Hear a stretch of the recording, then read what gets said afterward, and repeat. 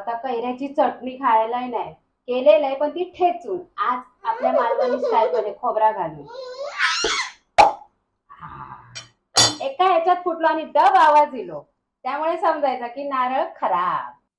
उन्हाळ्यात ना त्या दिवशी मी नारळ आणून गेलाय, तर नारळवाल्यानं काय केलं, आतून एका गोणीतनं आणून नारळ दिले आणि माका सांगता उन्हाळ्यात ना इसको जपना पड़ता है, जैसे बच्चे को जपते है ना, उन्हाळे में खराब ना हो ऐसा बोल रहा था. वैसे मेरा हिंदी माशाअल्लाह है. काय काय हो सांगता तो आपलो असं काय नाही, नारळातल्या गावातल्यांका सांगतो नारळ को जपना पडता खराब होत आहे. तर मी म्हटलं खरंच याने माका खराबच नारळ दिलं असं माझा अंदाज होतो, तरी तो डबडब आवाज दिलो.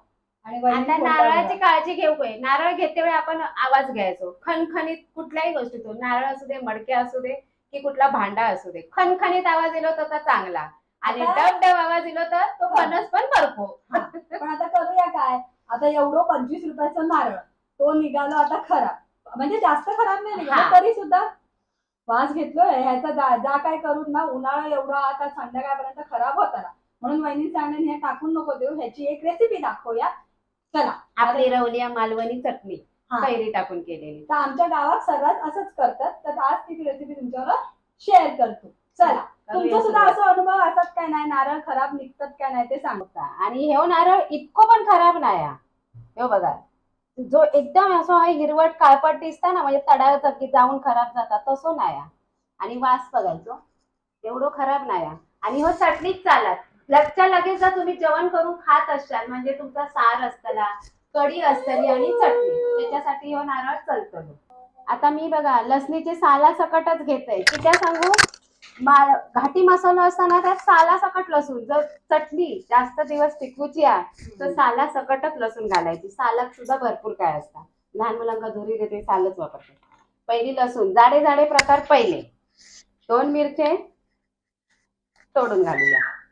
त्याच्यानंतर आंबो लय आंबटा व्हायचं हा, आणि हा आपला मालवणी खोबरा. नारळ चिवचिवीत होतो म्हणून तो खराब झालो, पण थोडस खाऊन बघा, लयच खराब असेल तर घाला नको. नाही तर म्हणजे तुम्ही सांगा खराब नारळ घाला आणि मग पोटात बादला बिरला तर आमका घालतानाच गाळी. हा या मीठ, आणि त्याच्यावर बघा काय दिसता सरोज, 2-4 साखर, 2-4 दाणे साखरेचे, म्हणजे कशी चटणीची थोडीशी चव मस्त येतात. घेऊया आता वाटून, झाली चटणी मस्त कलर. आता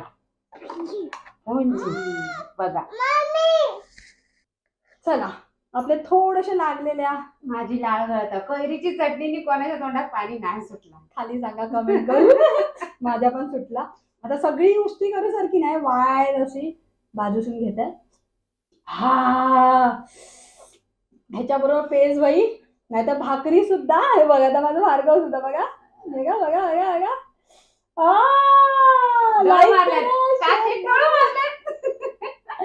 मस्त झाले, अप्रतिम. आणि कैरीची चटणी म्हटल्यावर काय, घरात काय नसला पिठी बरोबर पण बरी लागता, भातासोबत खावा. आणि सध्या आता तुमचा सुद्धा खोबरा जर पुढच्या वेळी नारळ फोडल्या आणि त्या खोबरा निघाला वाईट खराब, तर काय करूया, टाकून देऊ सारख्या नाही, त्याची करूया अशी मालवणी पद्धतीची झटपट होणारी चटणी. आता कैरी गावले म्हणून कैरी, नाही तर लिंबू पिळा तरी छान छान होता. चला आता भेटूया पुढच्या रेसिपी सोबत. हा, लाईक शेअर सबस्क्राईब सांगताय, शेअर बाकीच्यांका शेअर करा. चला बाय.